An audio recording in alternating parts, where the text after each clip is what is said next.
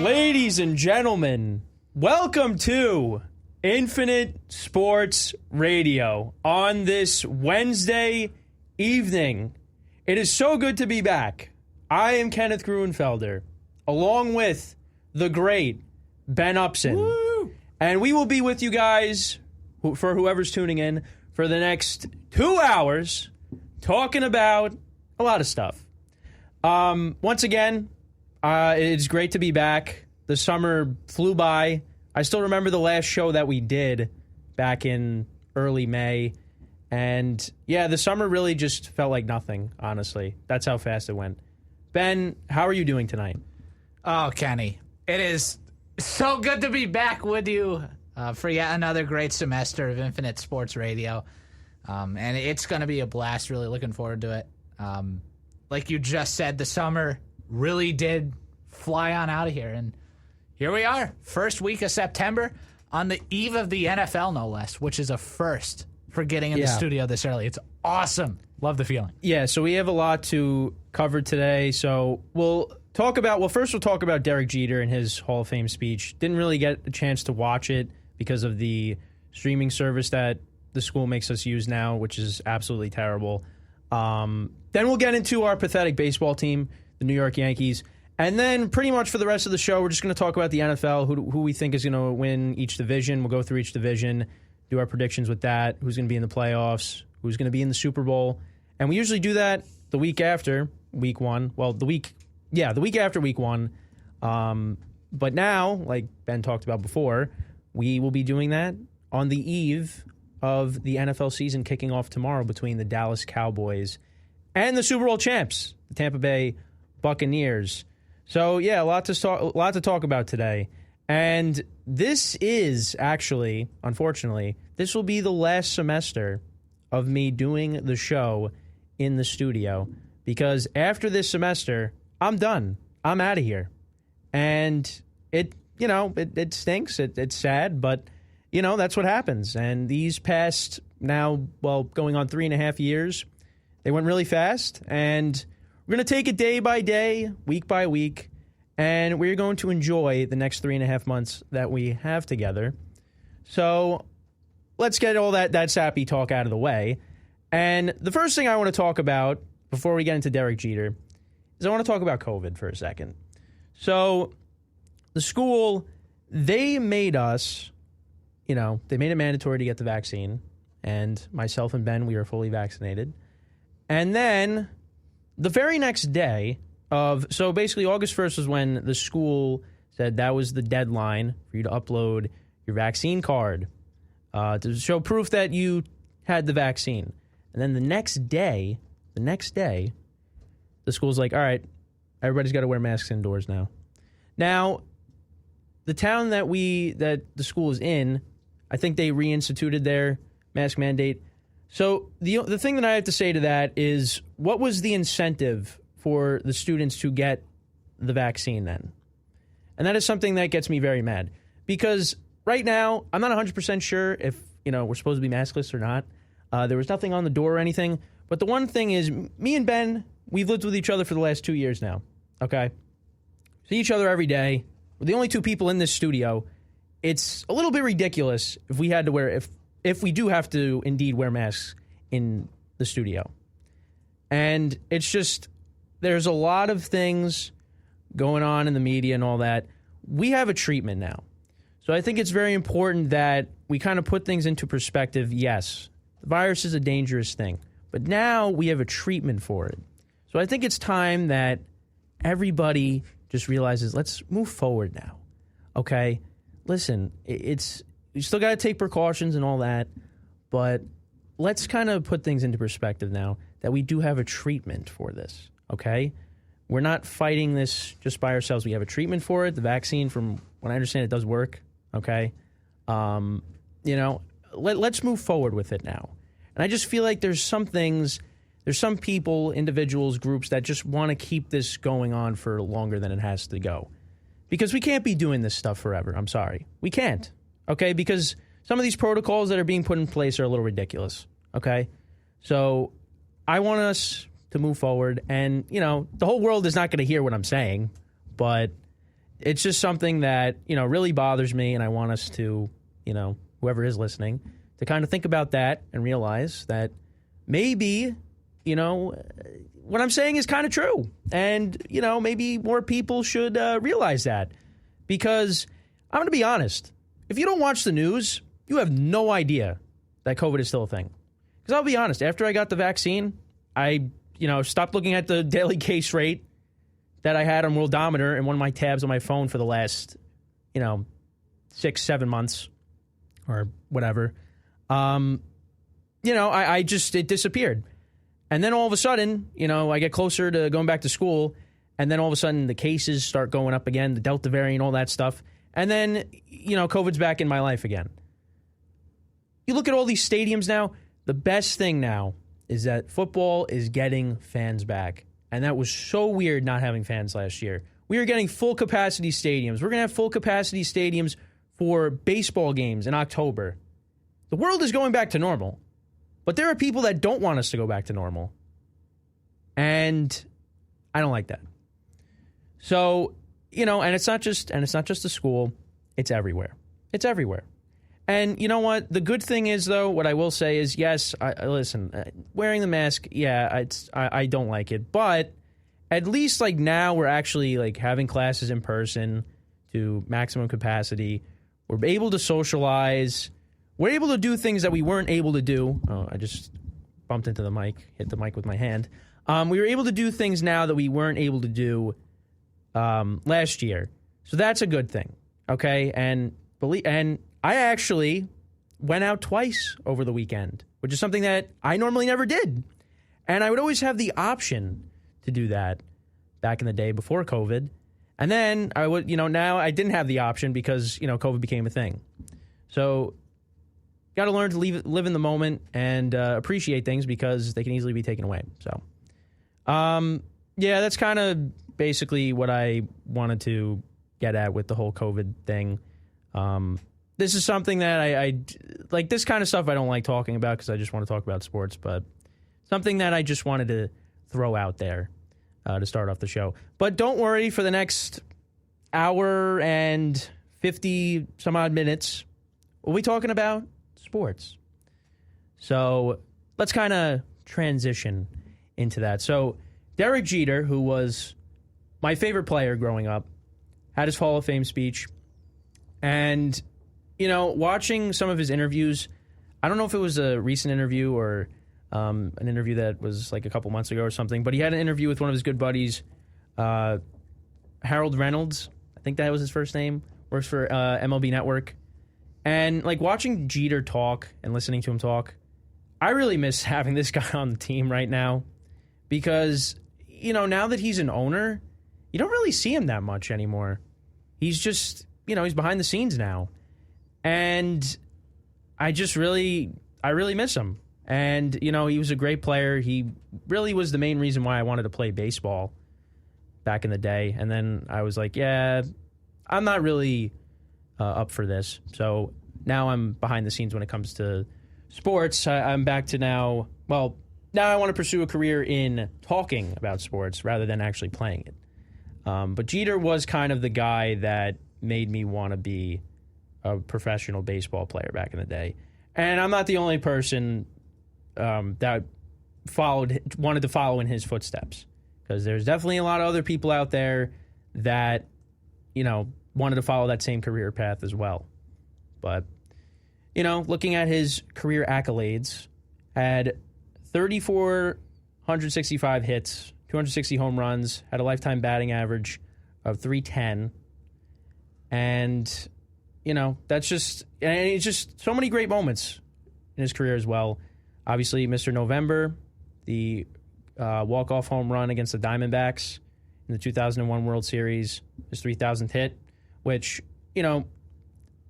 that milestone, I was in the Bahamas for that, so I missed it. But that was still a great moment. And then, of course, the walk-off hit. I mean, it's just a couple. I mean, there's so many others, but of course, you have the walk-off hit in his final home game at Yankee Stadium that I was able to watch, which was good. And also, another one, just him diving into the stands against the Red Sox and had to leave the game. His face was all bloody. That was that was a crazy play too. And also the flip. I mean, I'm remembering all of them as I'm thinking about it. But yeah, just so many great moments for Jeter. And it was kind of funny during his speech that he said he thanked all the writers that voted him in except the one. And yeah, it was really funny. So he took a shot at the one that didn't vote him in because he would have been unanimous. And Mariano Rivera is the only player to be voted in unanimous. So that was kind of funny. I'll have to look it up on YouTube to watch the whole speech because, like I said, I wanted to watch it, but the streaming service that the school switched over to, because they used to have Xfinity, it's terrible. So, yeah, really happy for Jeter. Can't wait to watch the speech at some point. And, yeah, just an iconic player. Absolutely, Kenny, and I'll echo most of those statements, absolutely. Now, I was never one who was inspired to, play sports, but Derek Jeter definitely was one of the sole figures that got me, into watching sports and, ultimately my fandom for the New York Yankees and the rest of New York sports that I follow. And, I mean, where do you really start with this guy?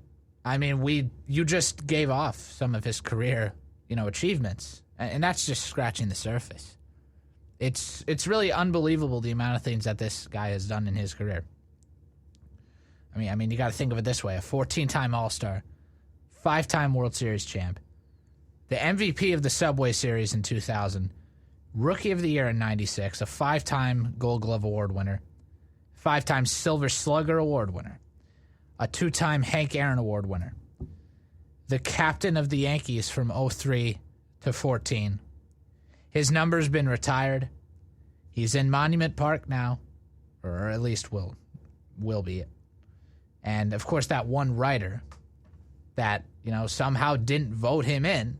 And we don't know the name of this person. They still are hiding in the shadows.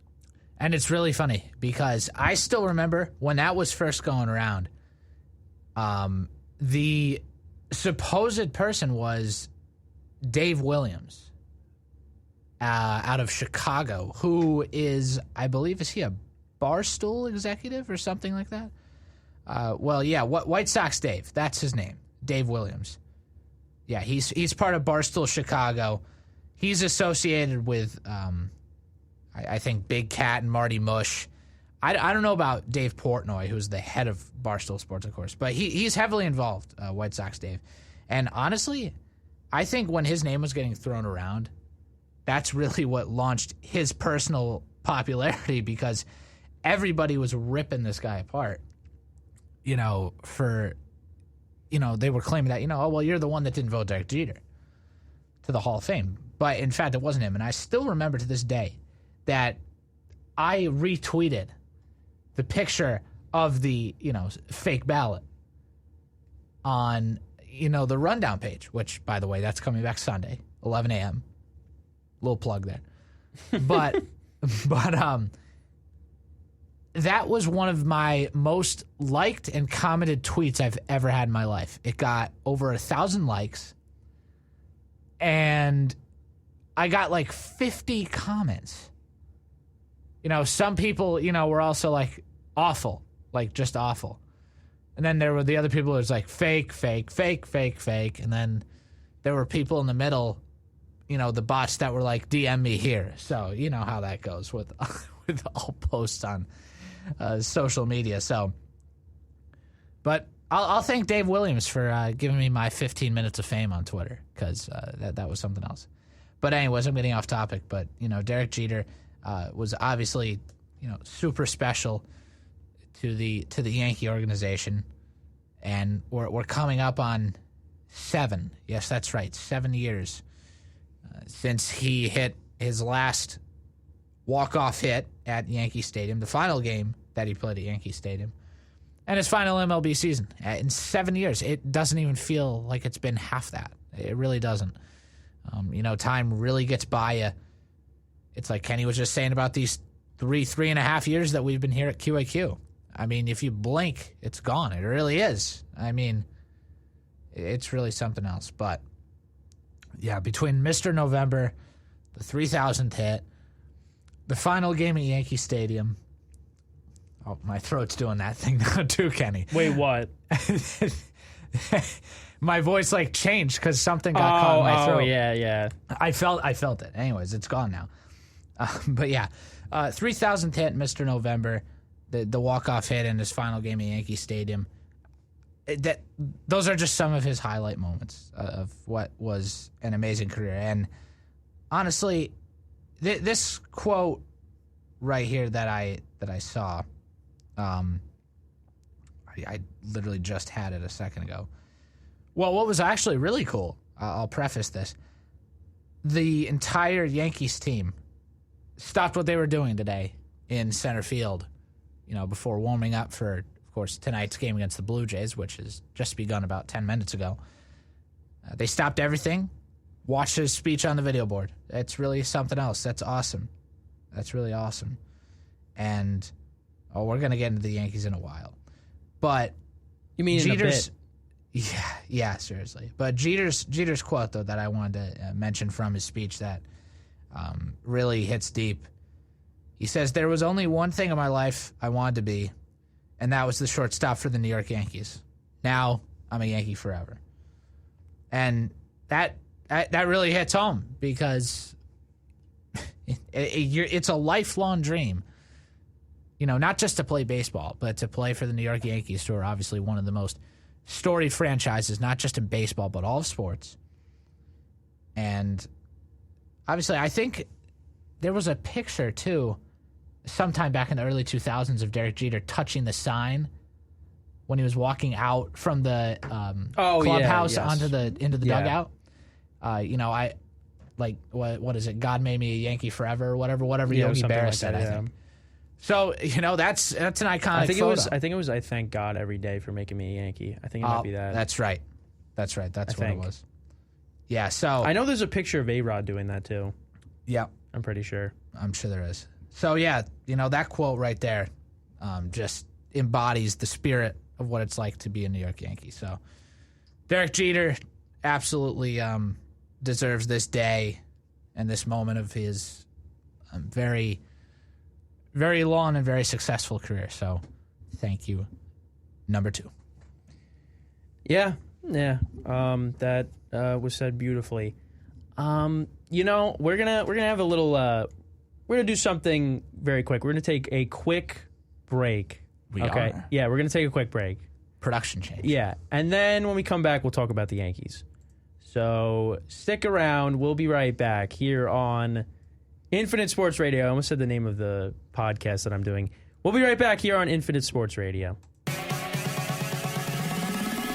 2, 1, go! Ladies and gentlemen, you're listening to 98.1 WQAQ. Every day, the men and women of the United States Marine Corps stand ready to defend the American way of life. The few, the proud, the Marines. There are those who dedicate themselves to a sense of honor, to a life of courage, and a commitment to something greater than themselves. They have always defended this nation and each other. They still do. The few, the proud, the Marines. There's always a moment of truth where I say, look, it's either put up or shut up. And it was time to put up. I had crossed that thin line. It was 100+ degrees. We were hot. We were on fire. We were yelling our hearts out. You could feel the intensity rising. Even in our tiredness, even in our weakness, even in our pain, we continued to push. I told myself, you can suck up the pain for another 1.5 miles, and you will be a Marine. Not many people believe that I could do it. I don't know where I got the energy from. I don't know where the pain went to. But all I know is that I had what it took I am a United States Marine. PFC Darrell Willis serves his country as a Marine. Will you?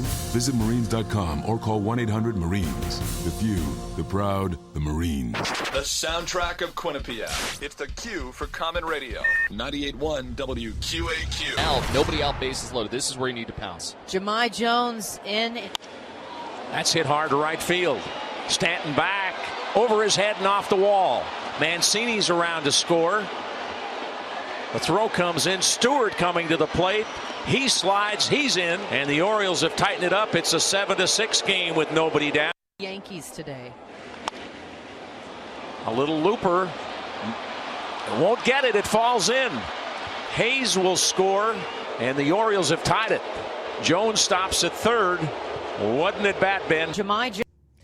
All right, and we're back here on Infinite Sports Radio. So I don't even know if anybody's listening right now, but usually I'll send out the link for QAQ, and people, friends, family can listen to that. But for some reason, the site isn't working.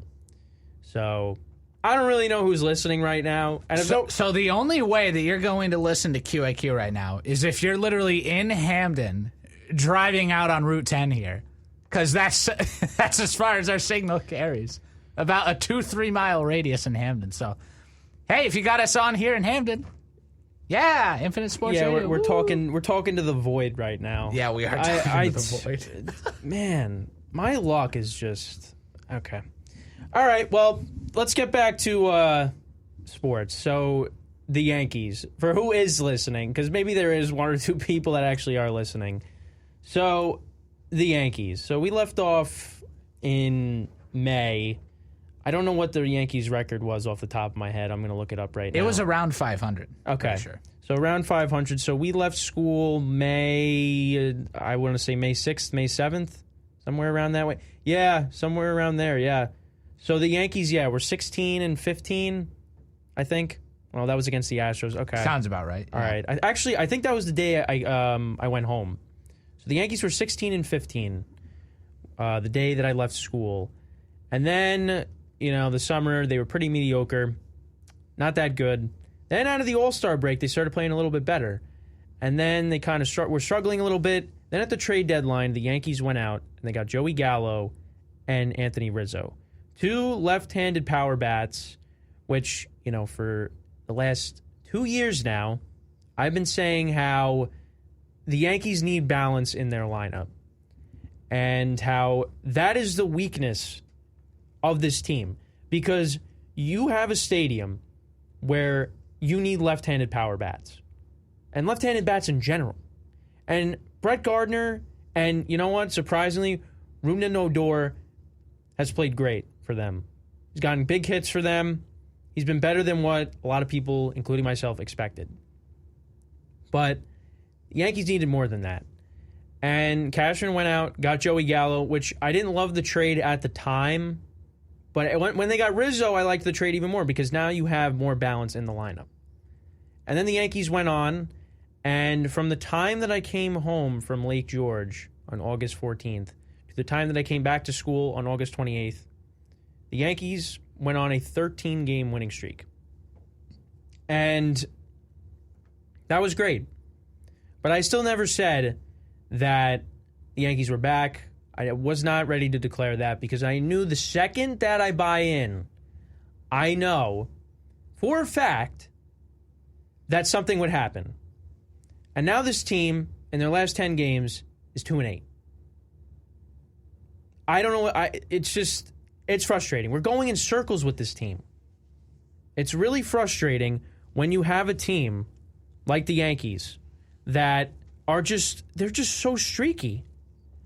They're just so streaky. And Joey Gallo has been awful. I'm sorry. He has struck out half of what his at-bats are. He has struck out 50-some times, and he has about a little bit around 120 at-bats for the Yankees.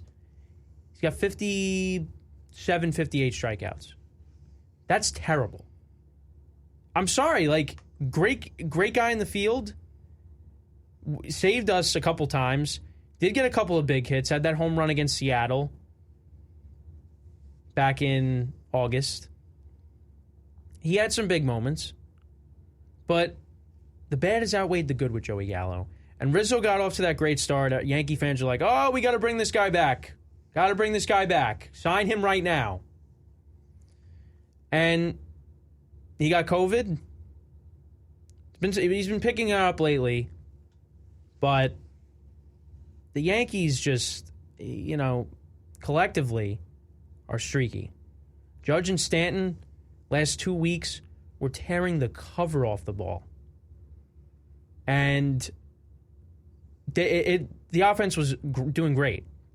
Now they can't hit anything. And we're slipping. We are slipping. We slowly made our way up, played well against, the teams that we were supposed to beat during that 13-game winning streak. But then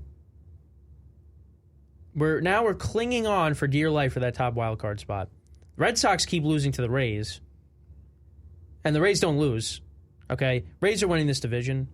And I think, even when the Yankees were on that 13-game winning streak, I still kind of was like, we're in striking distance, but the Rays just don't lose. And those final 3 games of the year against the Rays are not going to mean anything. Unless we're on the outside looking in the playoff picture, and we have to win to get in. But the Yankees are fortunate that the Red Sox are struggling too, because the Red Sox, they got off to that hot start. They were in first place. They looked like, they were back to being a good team, and now they've collapsed. And the best thing that the Yankees did getting Rizzo, the reason why I love the Rizzo trade even more is because that blocked the Red Sox from getting him. So the Red Sox had to go out and get Kyle Schwarber, who's been good for them, but now they're putting him at first base, and first base is not a position that he normally plays in. So the Yankees and Red Sox, they're both teams that are struggling, but let's focus on our team. The one thing that I cannot stand is them constantly giving this guy more chances to go out and prove himself. And that is one of the guys that they got at the trade deadline, other than Rizzo, Gallo, and also Clay Holmes, who's been amazing for the Yankees, the relief pitcher. Andrew Heaney. Why is this guy still on the team? Okay, I understand that the Yankees have been dealing with a lot of injuries this year, particularly when it comes to the pitching staff. But the fact that they bring this guy in, who is a home run, he gives up a lot of home runs.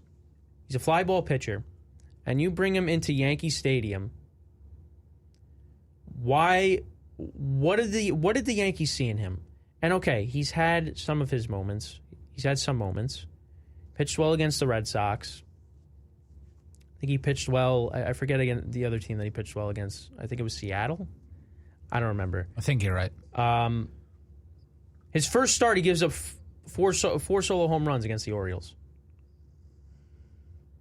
He's terrible. And yeah, Ben played the audio from the other day. The Yankees were up 7-4 in the, what was it, the 7th inning, 8th inning? Yes, 7th, yep. 7th inning. It's a big game, okay? And that's sad to say that against the Orioles. Yeah. But every game is important, but the Yankees don't treat it like that. So they thought, all right, let's bring in Andrew Heaney. And Andrew Heaney got absolutely killed. Why are you bringing him in that high-leverage situation? I understand. Jonathan Loáisiga is out, who's been our best reliever this entire year. You also have Chad Green there you could have went to. But you don't go to him, and they don't trust Chapman. Chapman's been awful. It's just, why are you going to him? Why? He's a starting pitcher, and it's obvious that the bullpen is not working for him. So now, he gives up the lead, and this is a game where Gary Sanchez was the offense. 2 homers, 6 RBIs. Yes. A grand slam in this game. So the offense can't hit, and you bring in Andrew Heaney, and he blows the game. Yankees lose that game. They lose 2 out of 3 against the Orioles. And they play them Monday through Wednesday of next week. And guess what? I'm concerned about that series. For a team that is 50 games under 500, I am concerned for my baseball team going up against them. The Yankees are 9-7 against the Orioles this year. 9-7. And we were talking the other night, Kenny, that just 2 years ago, they went 17-2. They lost, I think, like 2 of the first 3 games. Right. Yep. In one series. And then they rolled off 16 straight wins after that. That was the first series of the year in 2019. And are the Orioles really that much different from 2019? Not really. No. Not really. No. And then, you know what the Rays record against the Orioles is? 18 and 1.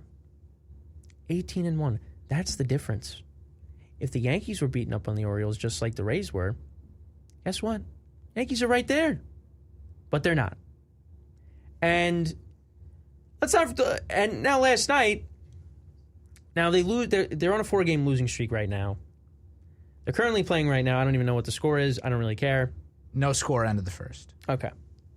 End of the first, really? Yeah. Okay. Yeah, last night, Garrett Cole, our best pitcher, leaves the game with hamstring tightness. Now, doesn't seem like it's that big of an injury, which that's good, but any injury with Garrett Cole is a concern for me. And if he even misses one start, the way this offense is playing, who knows if we're going to even win? Where are the wins coming from? And we're playing this Blue Jays team that is just on fire right now. The offense is just on fire for the Blue Jays. Marcus Semien, who I don't know what the A's were thinking, letting this guy go. This guy has been amazing for the Blue Jays. He has 7 home runs against the Yankees. And he hit a grand slam the other day. And who gave up that grand slam? Not Andrew Heaney, but Brooks Kriske.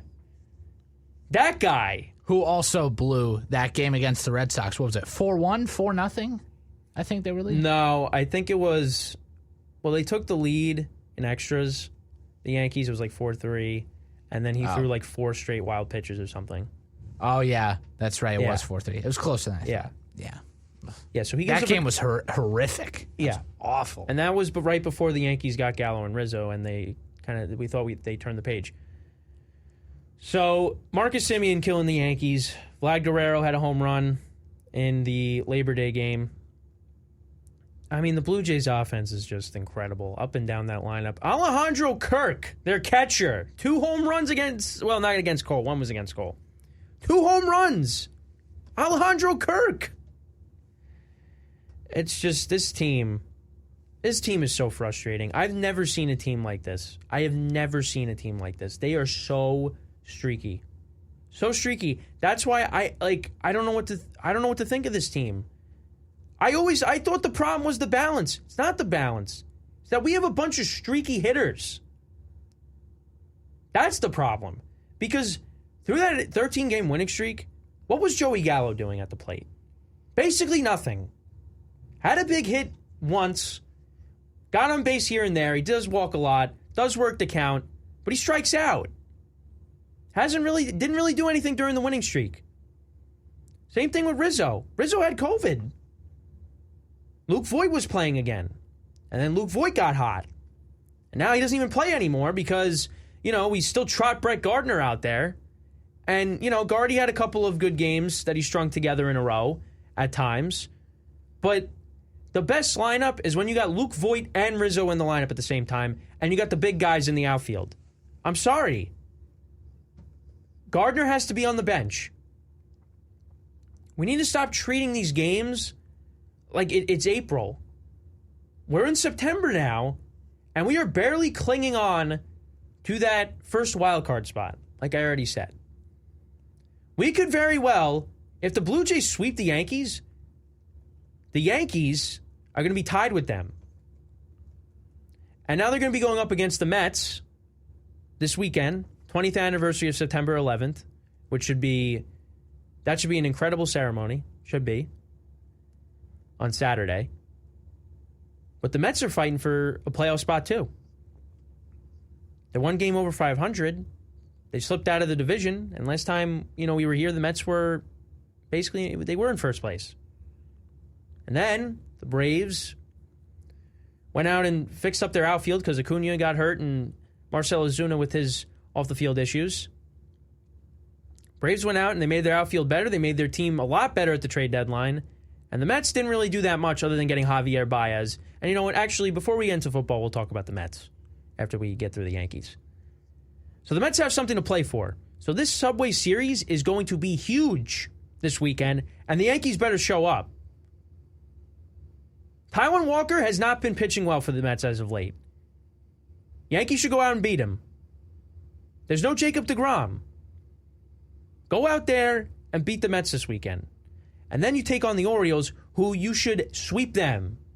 But like I said, worried about playing this team. Worried about playing the Orioles because the Yankees can't beat them for some reason.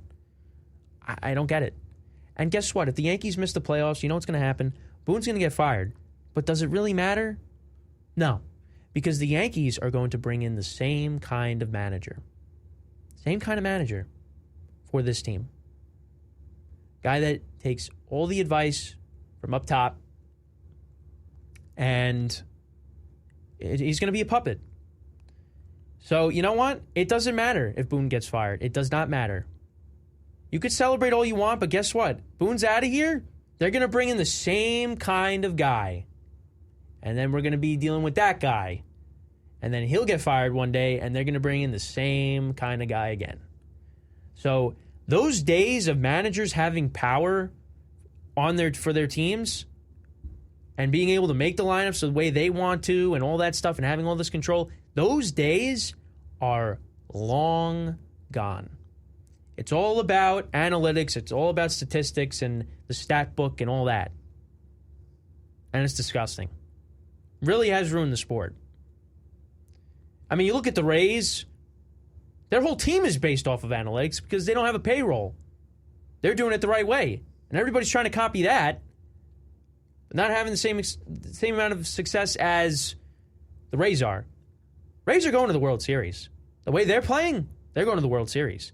And you look at their rotation, not a lot of household names there. Not a lot of household names in general when you're talking about the Rays. So this Yankee team, listen, I like the way I talk about them. You would think they're, back to being 4 games over 500. This team's 18 games over 500 right now. They're still in a great position. They're in a playoff spot. So yes, you do have to remember that. But this team, the way they're playing, I don't have any faith in them. I don't. And when you look at how they performed in the playoffs over the last couple of years, they could not hit against the Rays in the playoffs last year. And then you had Luke Voigt saying, I guarantee we win tomorrow, and they lost. Hate when players do that. Hate it. Year before that, they just couldn't hit in general against the Astros. Not even at Yankee Stadium. And you got Yankee fans. Listen, I know the Astros cheated. I get that, and I hate them for that. But stop with the FL Tuve chants. Stop. I've been to 3 Yankee games this year, and I've heard them at probably all 3, but I only remember 2 of the 3. Stop with the FL Tuve chants. Stop, because the guy is still great. I don't care. I don't care if he cheated. The guy is still great. And you do that for Altuve. What about Bregman? What about Correa? What about all those guys? Those guys were all... Gurriel. They were on those teams. Why don't you do that for them too? Oh, that's right, because Altuve kills us every time we play them. Every time. So, stop with that. And there was also F. Trae Young chants too. How much he killed the Knicks in the playoffs. So whenever a great player destroys your team, that's what you're going to do? Even when they're not even playing them. Even if it's a different sport. There's just so many things frustrating about this team. The fan base is involved in it too. Seriously. It's just, and you know what I'll say? I am going to stop with the Giancarlo Stanton slander. I'm going to stop it. Because let me tell you something. This guy, when he's right, he's so good. And since he's been playing in the field, he's been a different player. So, listen, I'm not going to say that, I'm a fan and like I loved when we first got him. No. But I'm going to say when this guy is right, this guy is one of the best players in baseball. And you know what? They lost the game against the Orioles the other day because of Andrew Heaney, but Stanton had an incredible play in the outfield. Could have hurt himself on the play, but that was a great play by Stanton. And that play right there said, told me, when this guy actually does play, guy's really good. He is so good. And yes, he does, he's a streaky player, but when he's right, he is right. So I'm done with the Giancarlo Stanton slander. I'm done with it. I want him to, get his act together. I want Judge to get his act together too. And let's go out and win some games. Right now it's 0-0 still. We have the game on. Ben's playing it on his phone. It's frustrating because as Yankee fans, we want this team to win. We want this team to win a championship finally after a long time because this is a drought for the Yankees. 13 years? The Yankees didn't make a single World Series in the last decade? Feels like the 80s all over again. But they at least made the World Series in the 80s, though. That's true. They did. This is the first decade since the 1910s that they didn't make the World Series? What? How is that possible? Something's not right. And people could say, well, if George was alive, he would have done this, he would have done that. The Steinbrenners, listen, they'll go out and spend money. They have the money. I just really don't have faith in the ownership group anymore with this. I don't have faith in the Steinbrenners. I don't have faith in Cashman. Cashman, some of the moves that he has made were really good. Clay Holmes, did you know about Clay Holmes, Ben, before we got him? I mean, not really. I'd heard his name, I think, a couple times on the Pirates, but he wasn't. It's because the Pirates are such a small market team, right? And nobody's paying attention to them right now. Yeah, otherwise, I didn't really know about him until he came here. No. And look what he's been doing. Exactly. So, that's a deal where you're like, okay, that was a great deal by Cashman.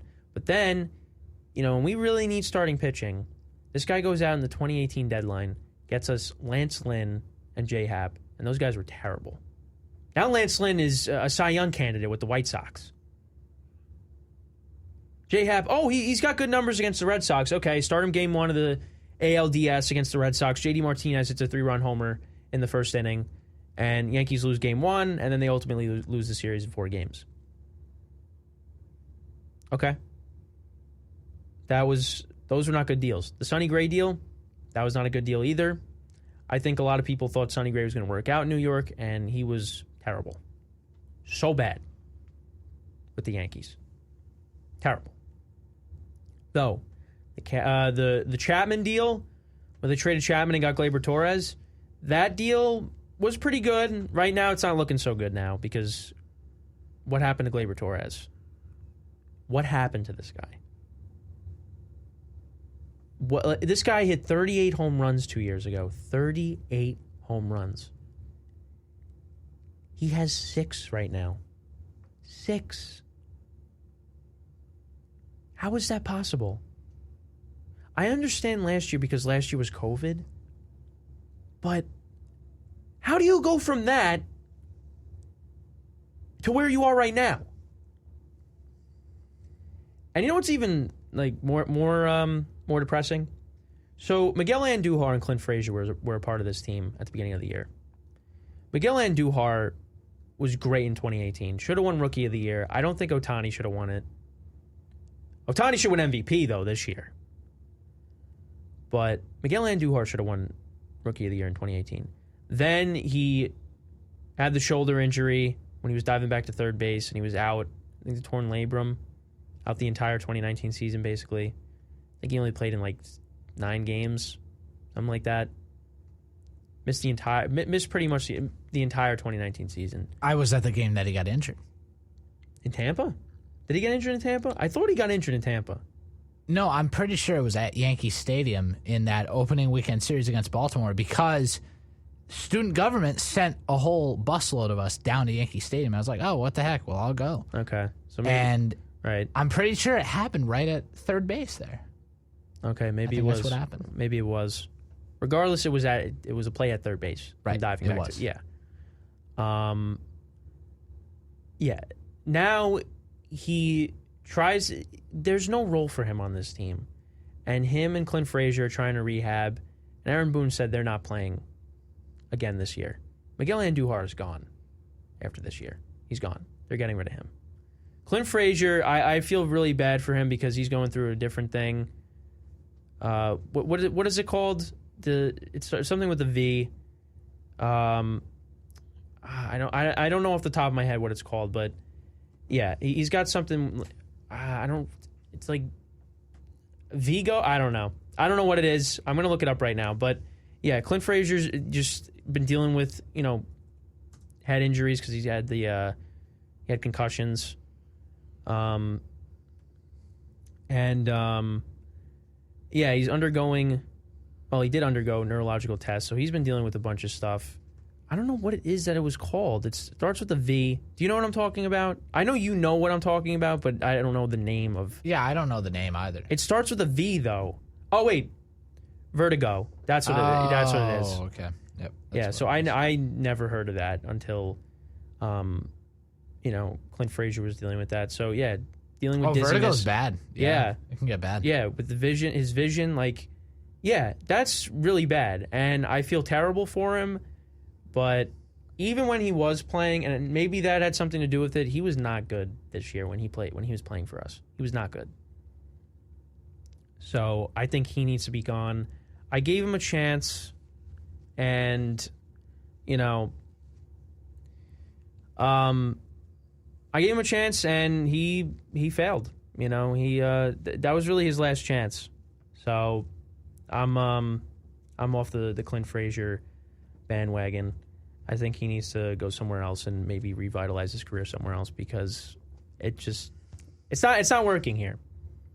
So yeah, those guys they're done with the Yankees. Because now that we got Gallo and we got Rizzo, there's really nowhere to put Miguel Andujar.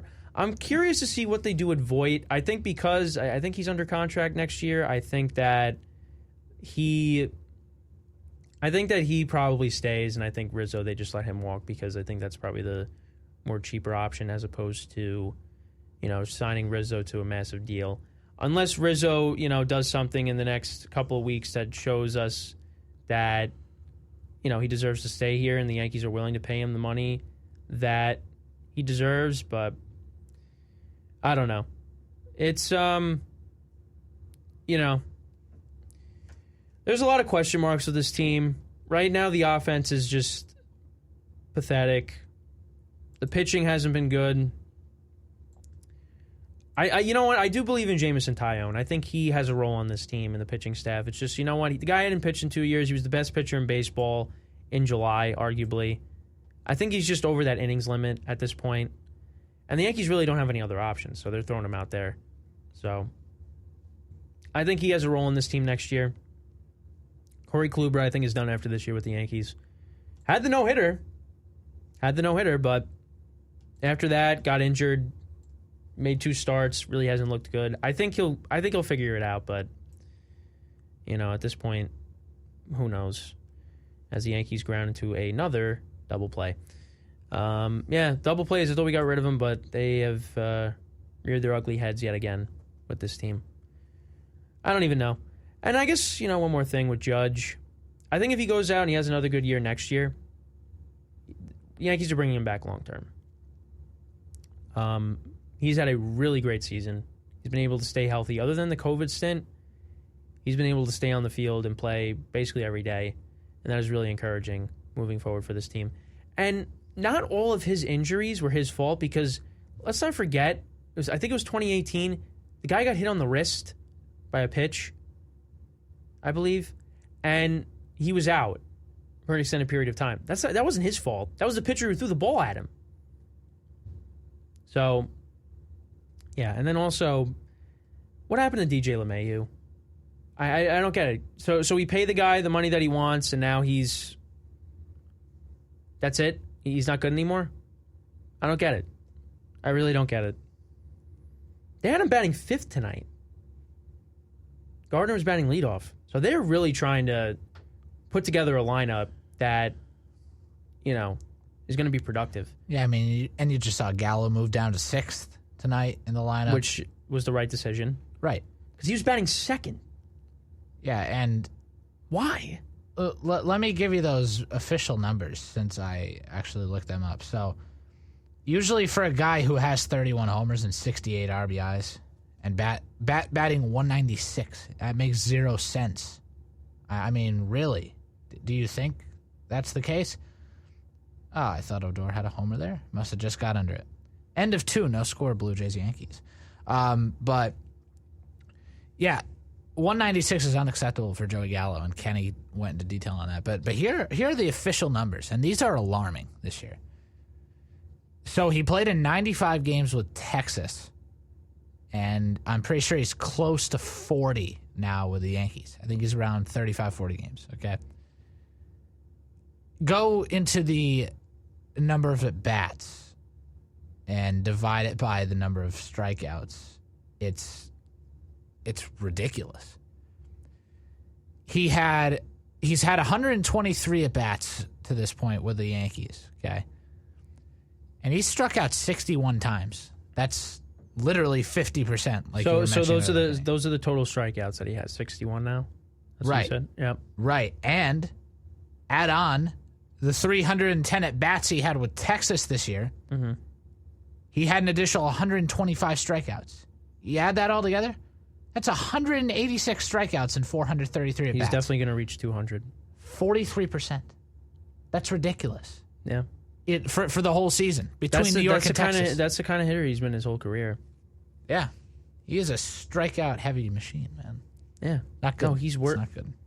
I mean, Judge cut down on the strikeouts. Stanton still strikes out a lot. Judge does strike out a decent amount, but Judge is having a great not year. As much as his rookie season. Judge is a great hitter. You said it yourself. I was picking it up, during the streak. Well, hey, where's Gallo been this whole time?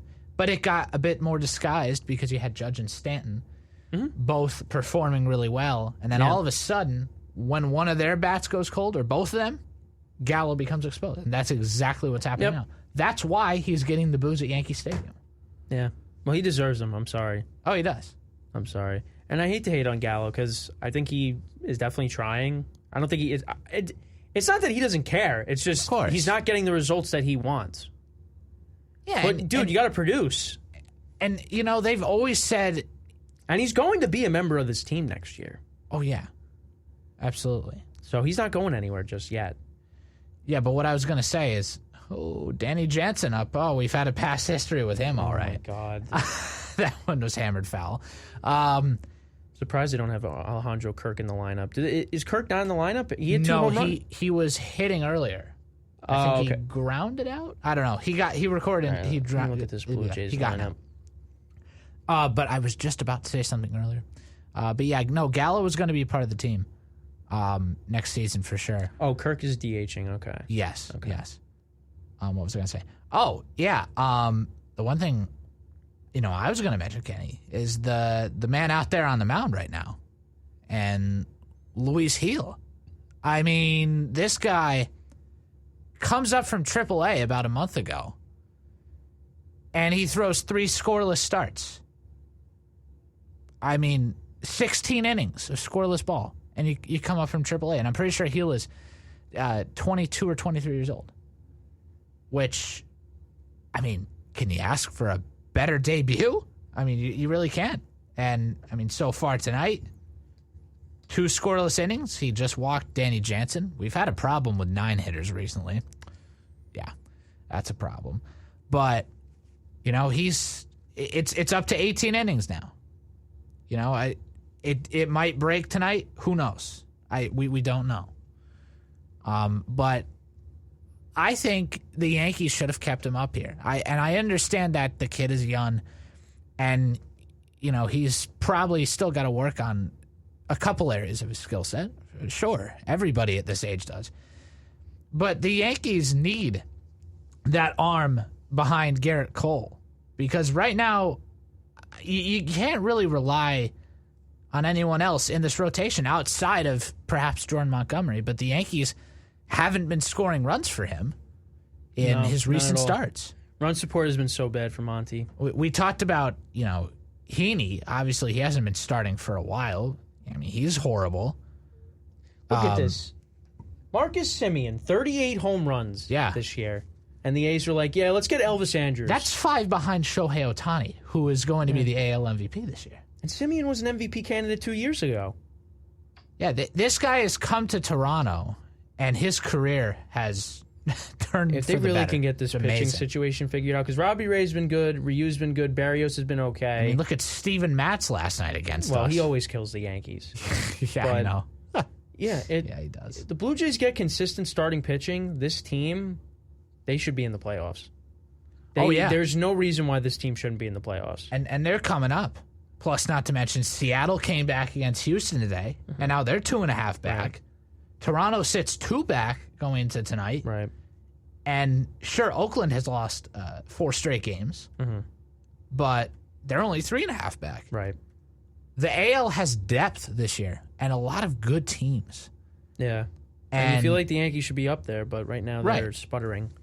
Right, and big time. Because the Rays have gained 3 games in the last 4 days, I'm pretty sure. Right.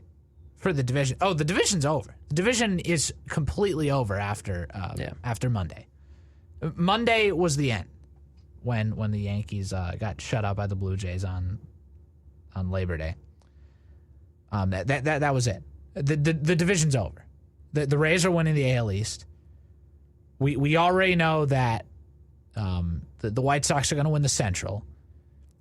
It's looking like the Astros are going to win the West. Although, I mean, Seattle's only 6 back or something right now. Which but that's still going to be a big deficit to come back from. Yeah, I know, especially in a month. And I think this is the last series that they, play with each other, too. Okay, so now Gila's just walked Semien, so now you got 2 guys on base with 1 out. And, with my track record, I speak things into existence. So I said the scoreless streak's at 18 innings, so that means it's probably going to end here, right? Is that what that means? I sure hope not. But not yet. Yeah, and Heal's pitch count's a little bit elevated. He had 23 pitches in the first inning, and he sits at 54 currently. And now you got Vlad up, who's 2 RBI shy of 100. He's got 40 dingers himself. So looks like you're about to speak something else into existence. This Blue Jays core, between Semien, Bichette, and Vlad. Don't forget about Springer. Right, yeah, it's true. George Springer. And Teoscar Hernandez. Don't forget about him either. Yeah. Thank you to whoever dropped him in fantasy. Yeah. In my fantasy league. He's been amazing. Seriously. They really do have and Alejandro Kirk, I guess you could put him in there too. I know, and he homered last night too. Yeah. And they were just showing that actually on the highlight reel. Right. So. Okay. In short, what it's coming down to right now is you keyed on. Yankees are streaky. If they hone in their offense and the rotation wakes up, this is a fantastic club that might be hard to beat. Mm-hmm. But right now, none of that's happening. And they are literally clinging to the edge of the wild card. If Toronto sweeps somehow, they're a half back of the Yankees. Do you really want to have to sweat these last 3 weeks? Really? It's going to be a grind coming down the stretch. No, it is. And Kenny, I'll say it quickly because I know we have the Sports Minute coming up. That 9-game stretch in the last 9 days of the season, okay? 3 in Boston, 3 in Toronto, 3 at home against Tampa. Those 9 games might decide the fate of the Yankee season right there. It's probably going to happen. Yeah, I would agree with that. Yankees have to go 6-3 or 7-2. I'm sorry, they have to. Well, like I always say, we will see what happens. So before we go to break, I'll shoot it over to Ben to give us our Sports Minute.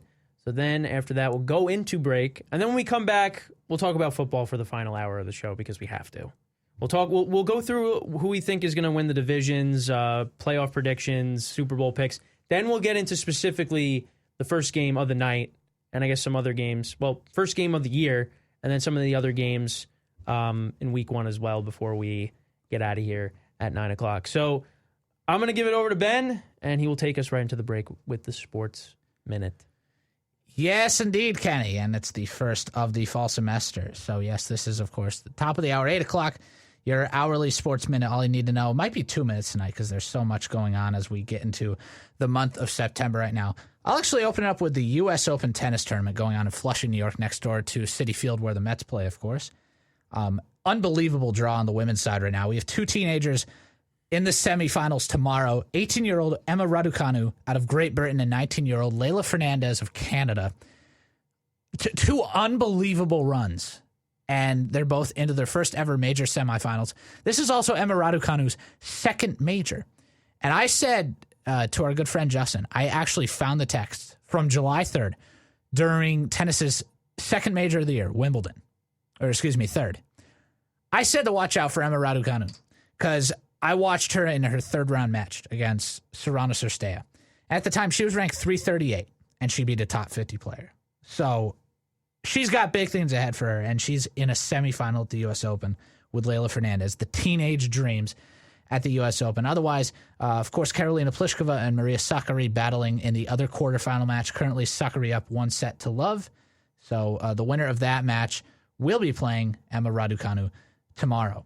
And on the men's side, of course, Novak Djokovic looking for slam number 21, which would be the all-time record. Of course, him, Federer, and Nadal have been battling for that for a long time because these are the three best tennis players we've ever seen. And right now, it's Djokovic who's the only one there because, of course, Federer and Nadal are both out of this tournament with foot injuries. Otherwise, the rest of the U.S. Open schedule, for more information, go to usopen.org or download the U.S. Open app. Women's semifinals tomorrow, Thursday. Men's semifinals Friday. Women's final is on Saturday. Men's final on Sunday.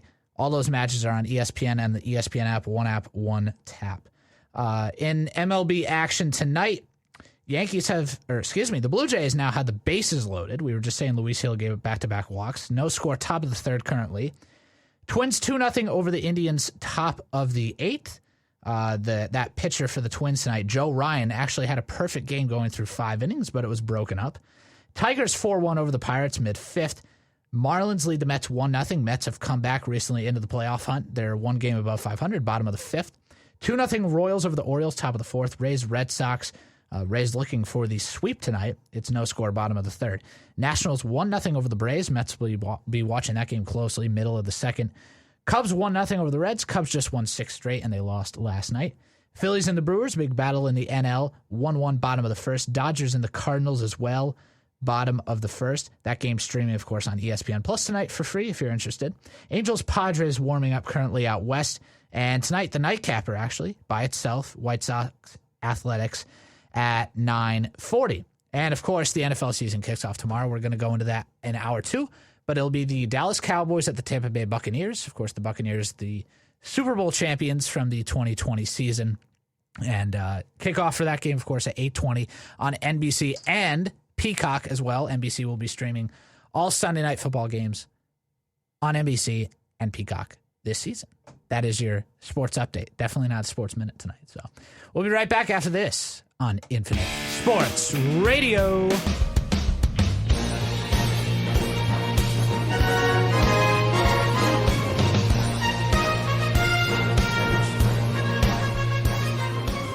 And welcome back to the Piak Cat Show. No, I'm just kidding. Welcome back to Infinite Sports Radio.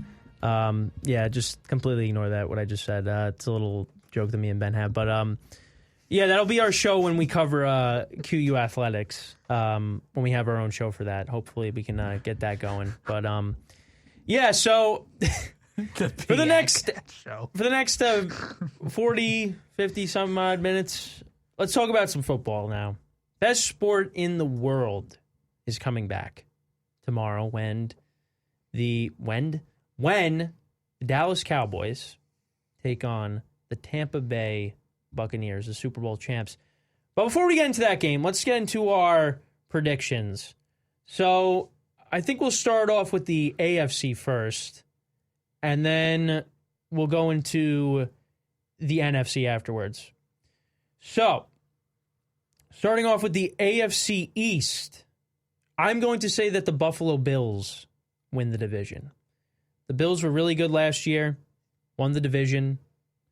And listen, the Dolphins, they have a good team, but you worry about Tua and his development. The Jets with Zach Wilson, they're in a rebuild. Patriots are going to be better, but I still think the Bills are the better team of the two. So I'm going to say the Bills win the division in the AFC. In the AFC East. In the AFC North, I have the Cleveland Browns winning this division. I love what they did on defense, signing those defensive backs over from the Rams, Troy Hill and John Johnson. Also bringing in Jadeveon Clowney, low-risk, high-reward signing to pair with Myles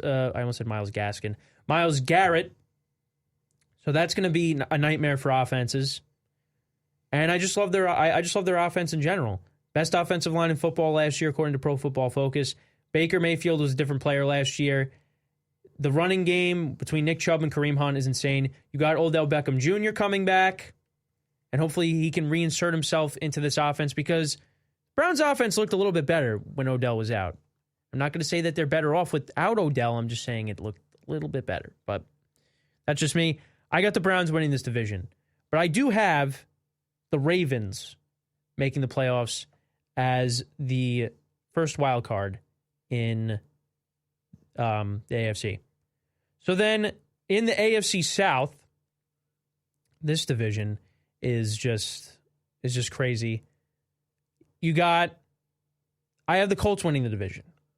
Now, Carson Wentz, he's trying to play week 1. It looked like he had no shot of playing. Now he does have a chance. I just like the Colts. I think they have the best defense in this division. Jonathan Taylor, I think, is poised to have a breakout season. They got good young wide receivers on this team. I would have liked it for them to add another weapon, but I think that better offensive line, good running game behind Wentz, good young weapons. I think Wentz has a good year if he does play, out of the gate. And the Colts win this division. And you know what? I'm going to say the Titans will have the second wild card from the AFC South. Julio Jones definitely sold me. Them adding him, this makes them a playoff team. Now, they were already a playoff team, but, the defense, is still not going to be that good. You got Derrick Henry and A.J. Brown, but then outside of that, that's really it. And the Titans did lose their offensive coordinator. He is now the head coach of the Falcons, I believe, Arthur Smith. I think that's who the offensive coordinator was. Now that they added Julio Jones, you have 2 number 1 wide receivers on your team. Ryan Tannehill is going to benefit from that. Like I said, the defense is not going to be that good, but I think that this team will make the playoffs. But I do think that they will be second in the division, and they will have the second wild card. So moving on to the AFC West, Chiefs are going to win the division. That's all I have to say. They made major upgrades at the offensive line, getting Joe Thuney, the center, over from the Rams. They drafted a offensive lineman in the draft. Offensive line is going to be a lot better than what it was in the Super Bowl. They are the best team in the AFC, I still think, and they're going to show it again this year. And then for the third wild card, I'm going to say that the Chargers get that. Derwin James, you hope, is coming back healthy, and now we're just getting news that Austin Eckler is dealing with a hamstring injury and might not play week 1. So, great, because I drafted him in fantasy in multiple leagues, and now he's hurt. So, great. I think the Chargers are going to be really good. Offensive line is going to be better, going to be able to protect Herbert. If Eckler does come back and is Austin Eckler, he's going to be really good. You got Keenan Allen, who's now a number 1 wide receiver again with Herbert. They had a great connection last year. If Mike Williams stays healthy, he's a solid number 2. And then Jared Cook, he's very inconsistent, but I think he's a decent tight end that, the Chargers should be fortunate to have because he replaced Hunter Henry. So that's what it looks like in the AFC for me. So I got the Bills, the Browns, the Colts, and the Chiefs winning the divisions. And then I have the Ravens, Titans, and Chargers filling out those wild card spots. So, Ben, why don't you go ahead and talk about your predictions for the AFC division winners and wild cards? Well, oops. Well, there you go. Night 1. I already have it. Yeah, but that was a small mishap. Yeah. We've had worse ones than that. Whoa! Throw it back to that one. Yeah, we're just talking about it. Yeah, 24 hours from right about now. That's right. A brand new NFL season on the horizon. And, Kenny, it's really funny because I haven't really thought through, like my. All right, so we're picks, moving on to the NFC. No. But look, let's make it easy here, okay? The no doubters for the divisions, the Chiefs in the West, like you mentioned, and honestly, I'm very confident in the Bills too. Okay, the Dolphins and or the Patriots maybe could be sneaky. We don't really know much. It's tough. It's tough with the Patriots. I left them out. I left the Steelers out too. It's tough. I mean, what Mac Jones did at Alabama is really unbelievable. The success that he had star receivers all around him, a 6-star offensive line, basically. It's different when you get, thrown into the NFL. This is no, college football where you can throw for 600 yards and run a play every 10 seconds and, put up 65 points perhaps in a week. No, this is the NFL. If a team, ever scores more than 45 points, that's like extremely rare. But AFC East could get interesting, but I still like the Bills. I think the Bills and the Chiefs are really the no doubt picks here. Okay, it's the South and the North that get a little bit dicey, and obviously you could say the Ravens are the pick out of the North, because of Lamar Jackson. But obviously, they lost J.K. Dobbins now for the year with that torn ACL, which is a huge blow to the running game. But yeah, and he was my first pick in our dynasty draft. But they did just sign Le'Veon Bell, so that guy is back on a team now. Yeah, but how much of an impact is he really going to have, though? Yeah, I know, exactly. He's just going to be part of a committee. It's going to be led by, Gus Edwards. But we'll see. But. Yeah, absolutely. But obviously, the Browns are a threat, too, in the North. And Tony Romo said at the end of last season after that Chiefs game, he said, Jim, these Cleveland Browns are going to be back. And, are they going to be back all right? And they play the Chiefs on Sunday, okay, at Arrowhead. I'm in 2 huge spread pools this year for an unhealthy amount of money. And I'm picking the Browns this weekend to cover. Not win, okay? The Chiefs are too good. But I'm telling you, the Browns had a good season last year, a really good season. Sure, they had their lows, just like almost every team does, unless you're literally, Tom Brady or the Chiefs right now. But I think the Browns are going to win the AFC North this year, okay? The Steelers, even with getting Najee Harris, and I'm glad that Big Ben's back, I think they're taking a step back, especially with that offensive line, too, which is just a problem. So I'll go for the Browns in the North, okay? I really feel confident in this team and that they can actually get it done. I've never been a huge fan of Baker Mayfield, but I will say over time, I like Baker. It started to marinate with me, and I've really appreciated, his game more over the years than what I used to. So, yeah, I'll take the Browns in the North. And then for the South, Deshaun Watson's with the Houston Texans. It's got to be the Texans. No, are you kidding me? Texans are going to get 3-4 wins, if that, honestly. I don't think they're getting any. And, Deshaun Watson is not playing another down in Houston. No way. Not a shot. So we're going to see what's going to unfold with that situation, of course. Everything's been very discreet, very quiet because of, all those allegations that happened in the spring that we were, discussing throughout. But we'll see what happens. But it's Tyrod Taylor's team now. We'll see where that goes. As for the Colts, of course, losing Carson Wentz, what's he out? 6 to 10 weeks, isn't it? But Something now like he might actually play.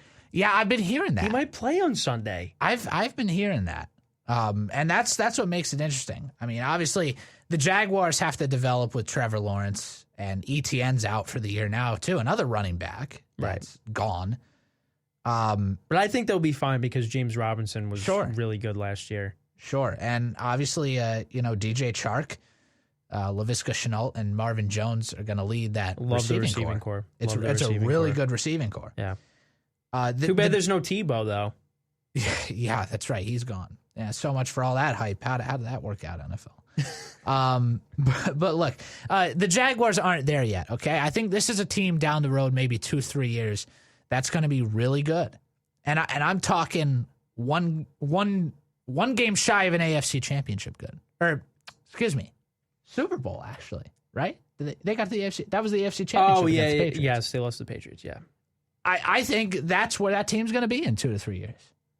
Yeah. They got to fix up that defense. And, the offensive line, especially in the preseason game against the Saints, was awful. It was so bad. Oh, I know. And we could definitely see. It was bad. And hopefully they get that straightened out because we saw the kind of offensive line that the Bengals had with Joe Burrow. And look what happened with Joe Burrow. Oh, gosh. I know. We don't want that happening to Trevor Lawrence. No. So they better straighten that out. Yeah, but no, look, the Jaguars have pieces in place, and obviously Urban Meyer now. Okay, I kind of like that pairing too between Urban and Trevor. Two guys who have been in the college football landscape. Urban Meyer left Ohio State 3 years ago now, something like that, and Trevor Lawrence just came out of college. So I think you got to feel good about that pairing, and the future is bright for Jacksonville. I really like where this team is headed at the moment. But, you know what? I think the Tennessee Titans, though, are the pick in the AFC South, right. okay? Look, I know the Colts get Carson Wentz. And if those, talks are true about him actually potentially starting on Sunday, well, that's great. That's great. It's going to come down to, it's going to hinge on, if Carson Wentz is healthy, really. I mean, because that guy has had a horrible track record of staying healthy. Yeah, it says on CBS, it says Carson Wentz ready to play for Week 1. Well, that's a great bit of news right there. Then, and that's big. That's really big. Yep. But look, I'm in love with this Titans receiving duo. I mean, Ryan Tannehill up with A.J. Brown and Julio Jones. I mean, come on. That is a ridiculous core. Not to mention you have Derrick Henry in the backfield. Sure, tight end, you lose Jonnu to the Patriots, and now you're going to go with Anthony Firkser, who hasn't really, done much in the past. They also do have Josh Reynolds as a number 3, which I don't think is that bad. True. And actually, Corey Davis is now with the Jets. Right. So he's gone. But you essentially got Julio to replace him. Yeah. So. And Julio and AJ are probably going to split fairly evenly. It's going to be a close split between those two receivers. That's going to be fun to watch. If you have either one on your fantasy team, that's good. AJ's clear wide receiver 1. And Julio's probably a wide receiver 2 or a very high flex, either one. So yeah, I would say that too. And I just love that Ryan Tannehill has really revived his career, in Tennessee. Actually, I saw a video the other day because I listened to the Pick Six podcast from CBS Sports, and it was showing, Ryan Tannehill was throwing passes like this, and it was that backwards pass or whatever he had against, I think, San Fran like 3 or 4 years ago. Oh, what, the one that slipped out of his hand? Yeah, that's what it was. I think that was the. It was either them or the Cardinals. Right. But yeah, I do remember that. Yes. Yeah, that was funny. And now, I mean, look what he's been doing with Tennessee. I mean, that game against the Ravens, that was either a wild card or it might have been divisional. That bomb to Khalif Raymond for the first score of the game. That was the divisional one. That was the divisional game. Yeah. Last year they played in the wild card. Yeah. And the Ravens won. Yeah, I remember that throw, and that was a bomb. And Tannehill has really gotten much better in Tennessee. So, yeah, that's who I think is going to take the AFC South. The North and the South are the divisions to watch in the AFC this year. And like I said, the East can get sneaky. It all we'll see what happens down in Miami. Obviously, Tua now is starting a new season, and Mac Jones has his chance with New England. So, but I think it's safe to say right now that Josh Allen and the Bills are perhaps the team to beat right now in that division. So, in the AFC, Bills, Chiefs, Browns, and Titans. Those are the 4 division winners. And actually, for the wild cards, is the NFL still doing the 7 teams for the playoffs this year? Right? Yeah, they are doing. Super Wild Card Weekend is still going to be a thing. Right, that's what I thought, and I love that. I really did love that. It's an extra team. And are we getting another game on Nickelodeon again? I'm assuming. Probably down the road. Oh, hey, Mitch Trubisky won the MVP. I said MVP. Good Lord. See, M and N sound like the same thing. Well, whatever. Yeah. So Super Wild Card Weekend, I was a big fan of. Love that. You have football all day on Wild Card Weekend. It's not just a 4:30, 8 o'clock, or a 1 o'clock, 4:30. It's 1, 4:30, 8 o'clock both days. It's awesome. It doesn't get any better than that. Yep. The 3 teams I see sneaking in out of the AFC. Somebody else. Okay, so somebody from the AFC North is obviously going to get in right behind the Browns, and that's going to be the Ravens, if anything. Of course, like I said, it's going to be close in the AFC North. It's going to be a tight race, but I think the Ravens get in as a wild card team. I like the Colts to get in too. And the one other team, that's tough. I really fade the Raiders this year. Definitely fade the Raiders this year out in the West. I don't think they're going to be that good of a team this season. I mean, they'll probably hover around 500, but again, nobody can ever be 500 again, at least not for the foreseeable future because of 17 games. But let's throw the Chargers in that last spot, okay? Because Justin Herbert is another one of those quarterbacks out there right now that continues to grow his game. And, sure, he might not have the best, the best around him. But at the same time, he's got a lot of pure talent, and I think he's getting closer and closer to leading the Chargers to a playoff season. And I think that this is going to be a year, perhaps one of maybe a couple to come, where I think that he's going to be able to take this team to the playoffs. So I think the Chargers are going to sneak in as that final spot. So, but in no particular order, honestly. Colts, Ravens, and Chargers to get in the wild card positions. So really the only difference we have is I have the Colts winning the division. You have the Titans winning the division. Correct. So we have all the same wild card teams. Yep. All right. So now let's move on to the NFC. So let's start off with, let's get this division out of the way. Yeah, please. The NFC East. Yeah. So I'm going to say right here, right now, the New York Giants will win this division. Okay? Now, the problem with the Giants is the offensive line. The offensive line is going to be what decides whether or not this team goes far or not. Because right now, the offensive line has not been playing well. Okay? If the offensive line is good, that'll give Daniel Jones a clean pocket, give Saquon Barkley some holes to run through. The offensive line is good, Giants are going to be good. If the offensive line is bad, the Giants are not going to win a ton of games this year. But I'm going to bank on that the offensive line gets their act together early, and the Giants are good, and the Giants benefit from that, and they win this division. And the reason why, that's just one part. The reason why I have the Giants winning the division is because you look at Washington. Washington is a great team on paper. Great team on paper. That front four, that front seven is nasty with Chase Young, Montez Sweat, Ioannidis. I'm forgetting the other one. Is it Jonathan Allen? I'm trying to think. I don't remember the other one off the top of my head. But regardless, those guys get after the passer, okay? They're going to be nasty again this year. Love what they did, bringing in Curtis Samuel. Terry McLaurin is going to have a big season. Logan Thomas should do well again. Antonio Gibson should be really good. Ryan Fitzpatrick and this offense are going to be good. However, it's Ryan Fitzpatrick. And Ryan Fitzpatrick is one of the most streakiest quarterbacks in the NFL. He's good one game, bad the next, and so on and so forth. Has never made the playoffs at all in his career. Now you go to a team that has playoff aspirations, is ready to win now.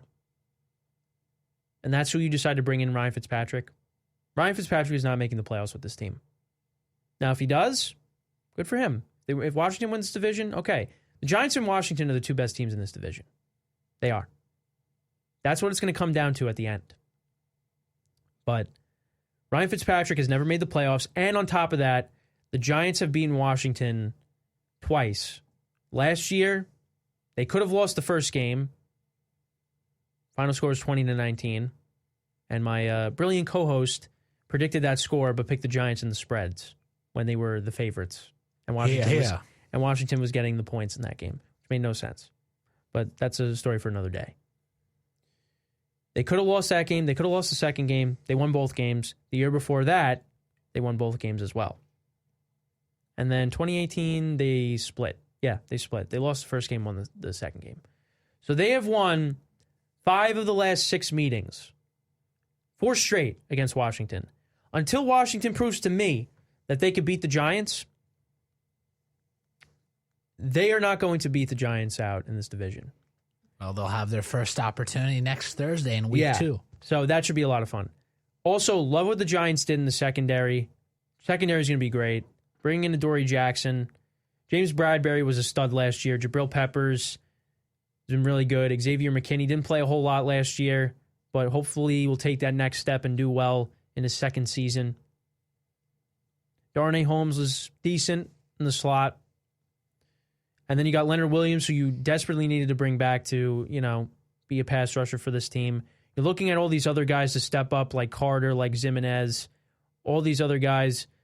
Martinez is back, and he was a good player for them last year. So the Giants' defense is going to be better than what it was last year. That's another reason why I would have them winning the division. And yeah, the stuff with Washington, Fitzpatrick, never made the playoffs, turnover machine, inconsistent. That's why I have them winning the division over Washington. Then you got the Cowboys. Every year, everybody is always picking the Cowboys to win the division, and they never do. So I'm going to not pick them to win the division. Because the defense might be better than what it was last year. Judging by some of the things that I've seen in the preseason, I think they're going to still be bad. I mean, tomorrow night's not really going to tell us a whole lot if the Bucks carve them up because it's the Bucks. But, you go up against some of these other teams because the Giants were able to do well against Dallas's defense last year, and the Giants were one of the worst offensive teams in the league, and I expect them to be better with what they added on offense. Galladay, Saquon's coming back.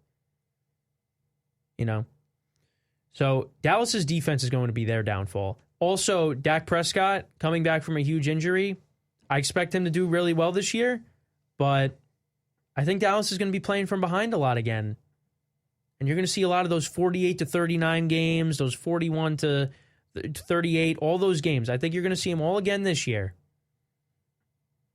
But we'll see what happens. And then the Eagles are just a mess.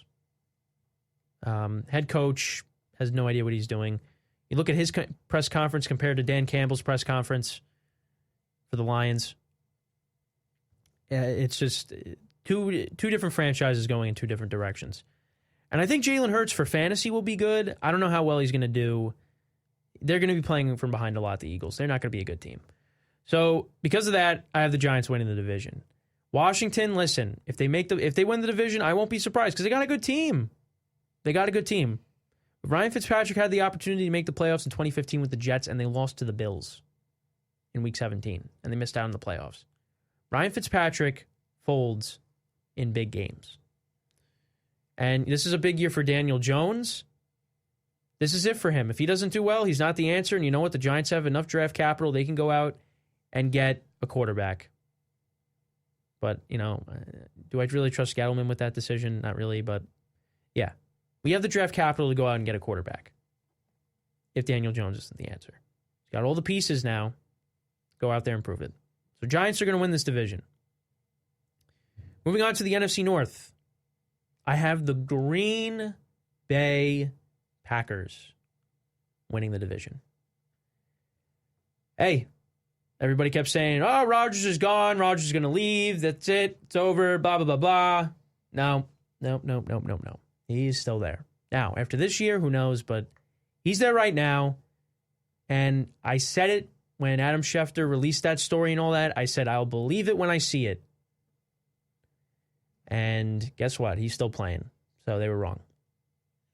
Now, he said he didn't know if he was going to play, whatever. Might have retired. I would have lost a lot of respect for him if he did retire. But, he has his right because Green Bay has, done him dirty over the last couple of years. I think the Packers will do really very well this year. Do I think they're going to get back to the Super Bowl? We'll see when we talk about our Super Bowl picks. But I think the Packers will be one of the top teams in the NFC this year. And that's going to be because of number 12. So I got them winning the division. I also have the Vikings making one of the wild card spots. Their defense was not that good last year. They dealt with a lot of injuries. But now Danielle Hunter, their best pass rusher, he's coming back. They actually also brought back Everson Griffin as well, or they're working to do that, who was also on the Vikings. Wasn't there the last couple of seasons, was on the Lions, and I forget where else. Oh, he was also with Dallas, I think, last year. So those guys, you got those guys coming back. Michael Pierce, who they brought in from the Ravens, he opted out because of COVID. He's back. Dalvin Tomlinson, they brought over from the Giants, and they also brought back Sheldon Richardson, too. So their front four is going to be pretty good. Then on top of that, you got Anthony Barr and Eric Kendricks coming back from injury. They're linebackers. So you got that. You also bring in Patrick Peterson over from the Cardinals to help out because they do have a relatively young secondary. Now, he's obviously not the same player that he was, but still a good player. He's going to help out that team. And you still got Harrison Smith back there, and they signed him to an extension. And then on the offensive side of the ball, if they protect Kirk Cousins and Dalvin Cook is healthy, this offense is going to be really good. Justin Jefferson was great his rookie season. I expect him to be great again this year. Adam Thielen is a great number 2. Irv Smith Jr. I thought was going to take a big leap this year at the tight end spot because Kyle Rudolph is gone, went to the Giants. But he's going to be out the whole year with an injury. So they brought in Chris Herndon. If that guy could stay healthy, maybe he fills in that void, but it's mostly going to be because of Dalvin Cook, Justin Jefferson, and Thielen, why this offense does well. And Kirk Cousins is a solid quarterback. He is. I don't like him in big games. He did win a playoff game a couple years ago, but outside of that, really is not a guy that you want to have in big games. But I expect them to do good enough to make the playoffs and have a solid season. So Vikings make the playoffs as a wild card team. Moving on to the NFC South, got the Bucs winning it. Everybody came back. No preseason, no training camp, and they won the Super Bowl. Didn't think it was going to be their year last year. Thought it would be this year. It's going to be their year this year. They got the best receiving core in the NFL, top offensive line. Brady's going to do well because of that. Running game is pretty decent. Defense is going to be amazing again this year. Everybody came back. Secondary struggled in the beginning of the year, relatively young secondary as well, but they played great in the playoffs. So I expect that to carry over to this year, and they're going to be really good. And I'm looking forward to those guys going up against Amari Cooper and CeeDee Lamb and Michael Gallup, those weapons tomorrow night. Saints, they took they're not going to be the same team. Jameis Winston is now the quarterback. I think they will be fighting for a playoff spot. I don't think they're going to make the playoffs, though. Falcons, I just, defense is going to be a problem for that team. And the Panthers, they're a team that's still rebuilding on the defensive side of the ball, though I do think their offense will be good. So now you get to the NFC West. I'm going to say that the Rams win the division. Matthew Stafford comes over from the Lions. I think there's going to be some growing pains in the beginning of the season, but I do think he's going to straighten it out. And the Rams will be one of the top teams in the NFC because of that. As long as he stays healthy, he's got a good offensive line. They got a great defense. Rams win this division. I think Seattle gets the other wild card spot, one of the 3 wild card spots. I don't really trust their defense. It got better when they added Carlos Dunlap, gave them some pass rush, but I still don't really trust it that much. But Russell Wilson is Russell Wilson. You can't count that guy out. So I'm going to say he gets the second of the 3 wild cards. And then I'm going to say the 49ers get the last wild card spot. Obviously, they dealt with so many injuries last year. I was watching Colin Cowherd. I think he said like 31 players went on IR or were on injured reserve last year or something. That's outrageous. Okay, if this team is healthy, this team's going to go to the playoffs. And we're going to see what they look like against the Lions. You know, Jared Goff got out of that division only to deal with the 49ers first week of the season. And I know I said I thought the Cardinals were going to be the team that makes the playoffs now. I left them out. I like the Vikings better than the Cardinals. I like the Seahawks better, and the 49ers are better. So the Cardinals are not making the playoffs in my eyes this year. So, again, to recap, Giants, NFC East champs, Packers, NFC North champs, Bucks, NFC South champs, Rams win the NFC West, and then I have the Vikings, the Seahawks, and the 49ers clinching those wildcard spots. So those are my teams in the NFC. Mr. Upson, what are your predictions for the NFC? Well, I gave you some time to think. yes. No, I know. You definitely did. I appreciate that. But you still need more time, so we are going to take another quick break. No, I'm just kidding. Go ahead. No. We are good to go. So, yeah, you know, the NFC East, of course, is always the big question mark. How bad's this division going to be this year? Well, I mean, certainly hope that a 7-9 record could be passed this year. I don't think a losing record is winning this division this year. Or actually, excuse me, 7-10. It will probably. Oh, that's right. Yeah, year. you got the extra So, game. quick thing. I would certainly hope. Quick a win thing. record. Luis Heal's run streak, scoreless streak, is over. Oh wait. Yes, it is, because that's why I was, giving the finger to my phone, because Lucas Licky blowing the game for us. There you go. That's the Yankees for you. Hopefully, wild pitch. Yeah. Hopefully the Red Sox aren't winning, because they're the only thing that's bailing us out from still holding on to the 1 seed. It's scoreless. Oh, good. Tampa and Boston. Good. Plenty of time for them to take the lead. Yep. FH. So, yeah, the NFC East, though. Let's get back into football here. Come on. Dial it in, Upson. Come on. No, look, yes, a winning record is going to win this division this year. Okay? I really feel that, because there's just no way that this division can be as bad as it was last year again. Can it? Really? No. I don't see it. Okay? These teams are improved. Definitely not the Eagles, of course. The Eagles haven't really made any strides. But between the Cowboys, Giants, and Washington, I think it's going to be a really close 3-man race, okay? Now, of course, the Dallas Cowboys, every freaking year. This team. I thought you were going to say the other word. Oh, don't worry. I wish I could, but we are on FCC Airways after all. Every year, this team gets hyped up to be like a Super Bowl contender.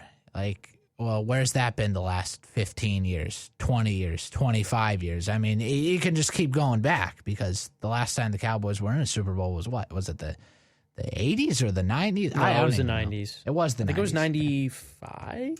Oh, right, because the Aikman years. Yes, you're right. Yeah, but still, 25 years. 25-year anniversary of Blue's Clues, by the way. Oh, We're just talking about that. Shout out to that. Steve Burns melted our hearts with that Twitter video. But yeah, 25 years, too, since the Cowboys have really done anything, noteworthy, because, Jerry's world. Yeah. Jerry's getting old. Let's just say that much. Whoa.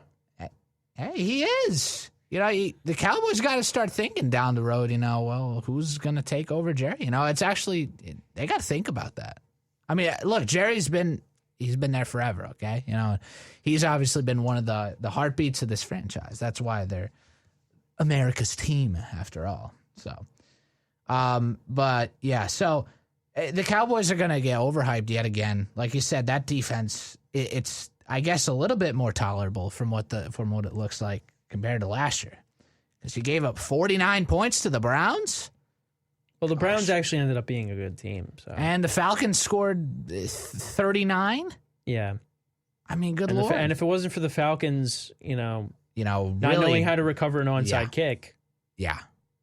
Then that would have been another L. But Anyways, that's all in good times. The Cowboys are definitely an overhyped team in this division. I know I'm dragging this on. The Eagles, Eagles are really just, I don't know what to think of this team. I mean, you have a robot for a head coach at the press conference in Nick Sirianni. I mean, talk about getting off on the wrong foot. You got to pull up that audio. Yeah. I know you have this audio clip. Yeah, I know. I will. I will find it before we wrap. So the Eagles are not going to be contending for this division. This is really the only outlier team that I can't see. And I mean, I love, I really do feel confident in Jalen Hurts and his game going forward. But the Eagles aren't going to do much this year. So really, it's down to Giants and Washington. Okay, and with Washington, I really can't see how you're going to rely on Ryan Fitzpatrick and Taylor Heineke with your, as your quarterbacks.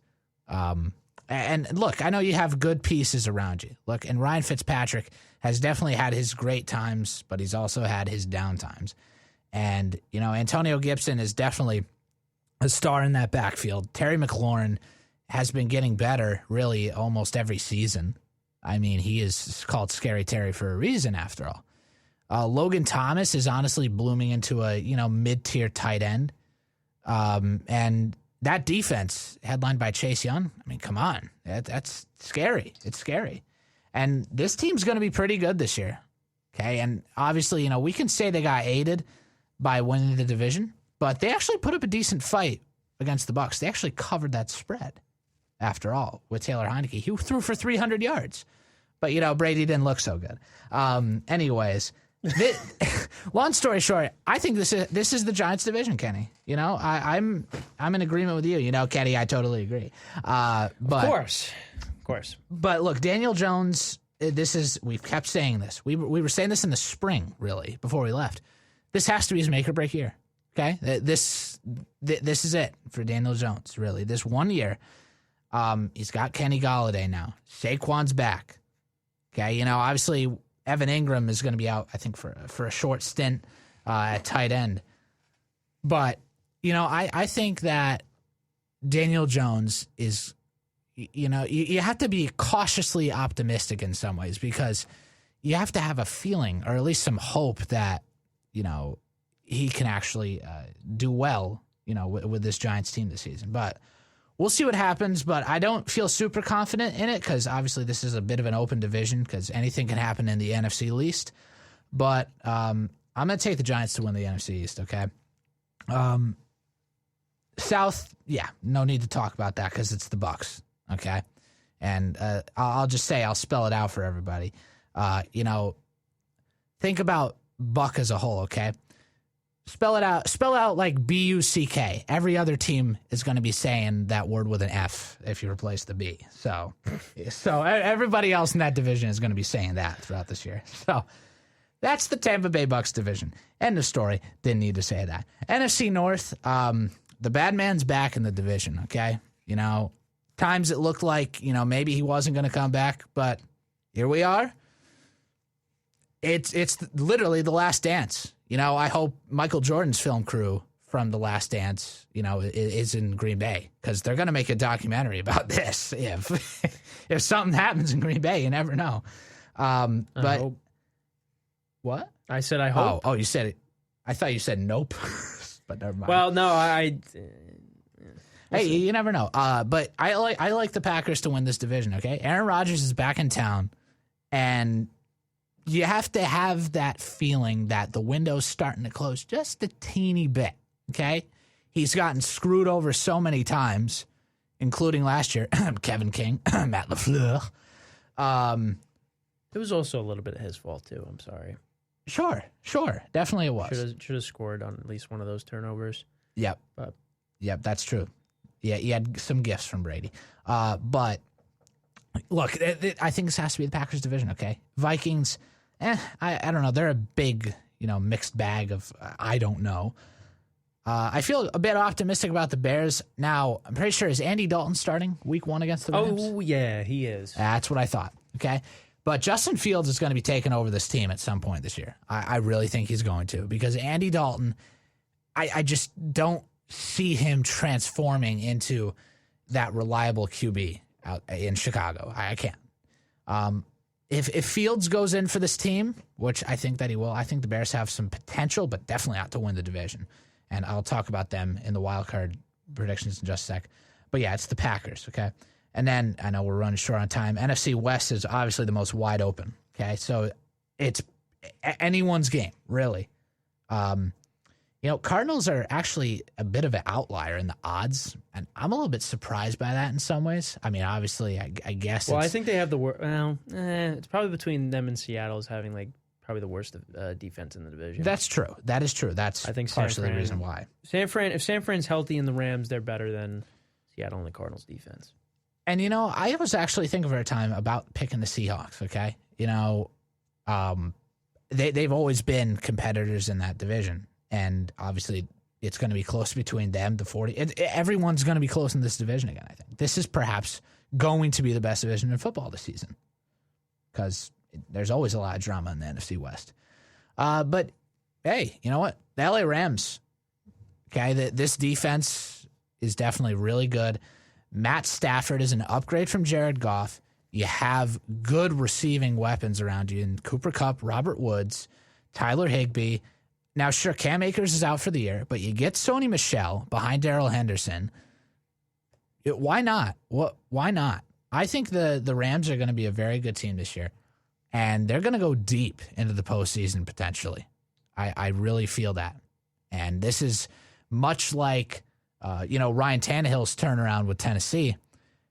We might be seeing a similar situation play out in L.A. with, the revival of Matt Stafford. Not that he was bad against the with the Lions. Against the Lions, yeah. But, They do play each other this year, the Rams and the Lions. That's right. They do. So that will be interesting to see. I think the Rams are going to win the NFC West by a hair. So, Giants in the East, Packers North, Bucks South, and Rams West. Those are the division picks. And then quickly for the wild cards, Kenny, you mentioned it. Throw the Vikings in there, okay, behind J. Jeff and Dalvin Cook. Also, is Irv Smith, you said, is going to be the tight end? Well, he's going to be out. Rudolph? He's going to be out for the whole year. Oh, that's right. He had that season-ending injury. Well, either way, Vikings are definitely capable of being a wild card team. I feel cautiously optimistic about that. And we'll see what Kirk Cousins can do this year, too. Somebody else from the West is going to get in. Potentially 3 teams, honestly. I think you could easily throw in the Seahawks in a wild card spot. And I think somebody else from the West is going to get in. Well, actually, no. You know what? Seahawks can get thrown in there, but I think Washington's going to take the other wild card spot. I think somebody's going to get knocked from the NFC West for Washington, honestly. I am definitely higher on Washington, even with a bit of a shakier quarterback situation. And side note, hope they become the Red Wolves in the future because I love that name. And that logo, whoever made that on Twitter, looks great with the wolf howling with the capital and the W. Oh, it gave me chills.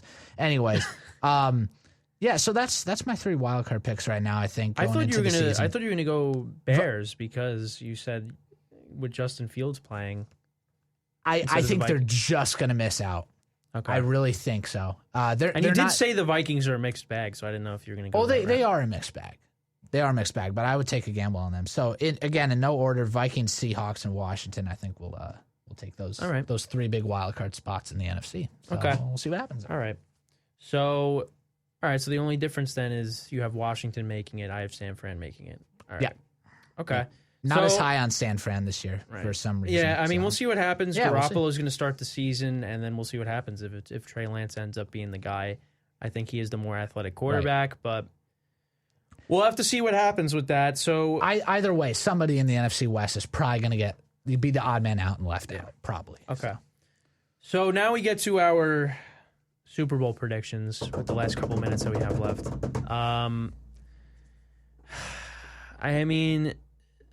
I feel like it's going to be the same matchup as last year. I feel like we're going to get that Warriors-Cavs type thing. We're going to get the Chiefs and the Bucks again. I feel like that's what the Super Bowl is going to be. Because when you look at the Bucs defense and who they have on offense, and Brady, again in year 2 with this system, I don't know who's beating them. I really don't. I definitely think the Rams can beat them because the Rams did beat them last year, and that was with Jared Goff. Now you have Matthew Stafford.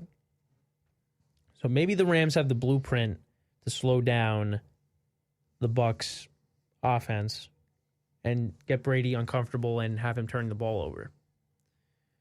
But I feel like regardless, I just the Bucs are they're just loaded. I just think they're going to be better than last year, which is crazy to think. And I think they're going to get back to the Super Bowl. I'm sorry to say that. I don't have faith in Aaron Rodgers. I don't. All right, you had your chance last year. You got the NFC Championship game in Lambeau. Everything was there for you, and you did not deliver. So if you can't win an NFC Championship game in Lambeau, how are you getting back to the Super Bowl? And the answer is you're not. So I think Green Bay can get to the NFC Championship game, but it'll probably be in Tampa. I think the top 3 teams are Tampa, the Rams, and the Packers in the NFC as of right now. If the 49ers are back to 2019, they're right up there. They probably bump the Packers down because they killed the Packers both times in 2019 when they were a healthy team. So we'll see what happens, but I got the Bucs making it in the AFC or the NFC from the NFC. And then I got the Chiefs in the AFC, coming out of the AFC. I mean, they got better on the offensive line. I just think that, they're still the best team. They're better than the Ravens. The Ravens still haven't beaten them. Lamar's never beaten Patrick Mahomes. And I think the Bills, they're more one-dimensional. I think the Chiefs are going to run the ball better than people think. The Bills, I just don't see them beating the Chiefs in a big game. I don't see it. So, I mean, maybe the Browns could be a team because they almost did it, even though that was because Mahomes got hurt. But, I think the Bills would have a better chance, but I don't know. The Browns played them better. I don't know. That's just me. But, yeah, I think it's going to be Chiefs-Bucs again. And I'm going to say the Bucs win again. I think the Bucs repeat. I just say, and maybe I'll be wrong, and I hope I am, but I don't see how the Chiefs will. No, the Chiefs definitely can beat the Bucs, but I just don't see anybody in the NFC taking them down in the playoffs. I don't. And the Chiefs, I just feel like the Bucs will have the same game plan. They'll take away Tyreek Hill at points during the game. And the Chiefs, they just started off slow in that Super Bowl, too. Like, everybody's just dropping passes. And it's just, you can't do that. You were able to do it against the Texans and get away with it in the divisional round because the Texans they're a terrible team. But you weren't able to get away with it against the Bucs. You could not come back against the Bucs. And yes, you didn't have time to. Mahomes didn't have any time to throw. You'll have more time to throw if they do meet again in the Super Bowl. This offensive line should be better. But I just think the Bucs are the better team. I think the Bucs win the Super Bowl again. So, Bucs versus Chiefs in the Super Bowl. I got the Bucs winning. So, wow, a rematch. Interesting. Yeah. And I went past 9 o'clock, but it's whatever. Who cares? You know what? First show back, there's always a lot to talk about. Yeah, those are 2 great picks, Kenny. Okay, and I think those are definitely 2 of the teams that have perhaps the best chance to, make it back there. I will also stick with Tampa Bay making it back to the Super Bowl. They've brought everybody back. I mean, literally. Nobody left this team. Chris Godwin's back. Yep. Obviously, Antonio Brown, who's caught a Super Bowl touchdown. He's back too. Leonard Fournette. All these guys who, have been so successful for this Bucs team that past year in that Super Bowl championship. They're all back.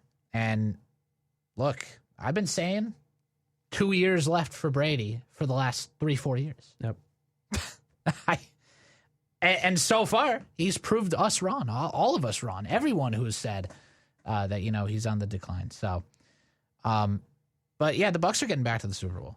I'm sorry, I don't see anyone else beating them out. And then on the AFC side, yes, the Chiefs are obviously the favorite, as they should be. But I tell you what, call me crazy for this, and I don't think it's fair to necessarily base it off this, but at the end of that game against the Bills, okay, Stephon Diggs went out on the field to, watch the Chiefs get handed the Lamar Hunt trophy, who goes to the AFC champion. And look, I wouldn't say that might cause extra motivation for the Bills, but I think that this team is a dark horse pick, even though some people might write them off. Obviously, losing those 4 consecutive Super Bowls and all. Call me crazy, but I think maybe that sparked something within the Bills, and maybe Stephon Diggs himself. So I'm going to give it to the Buffalo Bills. I really am. I think that the Chiefs are obviously a fantastic team. They're probably going to be in the AFC Championship. I think it's going to be Chiefs-Bills again. But this time around, I think that the Bills will get potentially the upper hand. All right. And Bucs-Bills in the Super Bowl. But I'm going to give it to the Bucs again to repeat. It's obviously really tough in the NFL to repeat. Yeah. Like you said, hope we're wrong, because I'd rather see a new champion, of course. But yeah. I just don't have as much Brady faith. would be 8 for 11 if that happens. Yep. Just let that sink in. Think about that as we enter the night tomorrow. So, all right. There you go. So there you go. There's all our NFL predictions. So we'll be back next Wednesday, and we'll talk about week 1 and recap that. We didn't get to the Cowboys and the Bucs game, but we'll recap that on Tuesday. So with that, that's all the time we got for tonight. Thank you for listening. Like I said, we'll be back next Wednesday talking some more sports, and can't wait for that. So I'm Kenneth Grunfelder along with Ben Upson, signing off from Infinite Sports Radio. Have a good night, and we will see you next time. Take care.